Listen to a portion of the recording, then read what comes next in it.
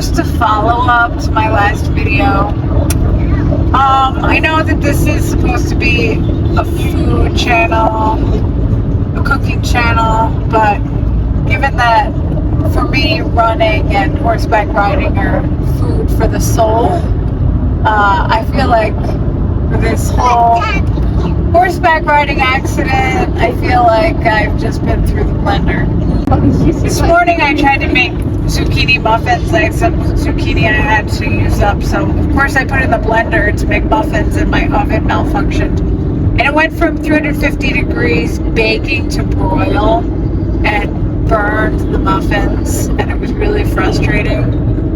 The muffins turned out not exactly terrible. Surprisingly okay. And the same, I guess, goes for my injury. The second day I woke up wrecked. Like my neck, my head, and I took Advil, which made my nausea, probably from the concussion, worse. And then I took the muscle relaxers, which also jacked up my stomach. But after all that, I felt okay enough to go to the treadmill and do some running, which for me, like, stress in my mind was kind of worse than the physical pain, and so I had to I needed an outlet, so I did. I got my 8 miles. I got my 40 miles for the week, and I felt accomplished. I didn't go out and visit my horse because we had company. My in-laws were in town, but I felt this pressure, like I knew I had to get back out as soon as possible. When I broke my back, I couldn't get out of bed for 8 weeks. And this was not even displaced. I didn't need surgery or anything. And so I wasn't able to get back in the game. And I feel like the longer that I had for riding, the more my fear built up. And so in this case, it was 2 days later, the day after I ran, which was the day after the video that I made, which was the day after I went to the ER and had the accident. I woke up, this is yesterday, feeling so much better. Without any kind of meds, my neck, I could turn my head. You can see I'm driving, which I couldn't drive. I couldn't turn my head enough to be safe without it really hurting, or quickly enough to be able to respond if I had to, quickly. So first thing in the morning, I went to the barn before the in-laws wanted to go out and do an activity, and saddled up, and I was nervous. I went into the round pen, which is like a small enclosure where you ride, so I knew that he couldn't go very far if he decided to act up.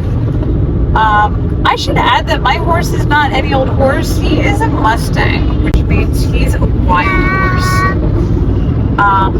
There are about 50,000, don't quote me on that, wild horses in government holding out west in need of adoption that have been rounded up because there's not enough food or water for the horses, the number of wild horses out west to survive. You know, there's droughts and there's trouble in Arizona in particular with the water supply. So it's been a lifelong dream of mine to adopt a Mustang, but with a wild horse, obviously, you're not dealing with a horse that was raised around people. So this is partly why I think the accident happened, and also why I was super nervous to get back on him after that happened. So I went in the round pen, and I was okay walking. I worked on a lot of small circles just to make sure I had control over him. And we moved up to a trot. He was feeling okay. It was warm out, and he tends to do better when it's warm. When it's cold, like a nip in the air, he gets a little wild, so I was glad the sun was on us. And then the big moment, and you'll see, I'll put in the video, when we moved from a trot into a canter was where I really had a lot of fear. But I asked for a faster and faster and faster trot, to the point that for him it got harder to trot. So he just kind of went into the canter because it was easier, rather than me asking like, oh, let's canter now, put a lot of hype around it, like, ooh, let's buck and throw your feet up and throw me off. And we did it, and I had him canter both directions for a full 5 minutes, which, you know, worked up a sweat for him. And I feel really accomplished. I mean, I don't feel totally better, but I feel a lot better. It was certainly nowhere near as bad as my last accident. And I also feel like I learned a lot from what happened.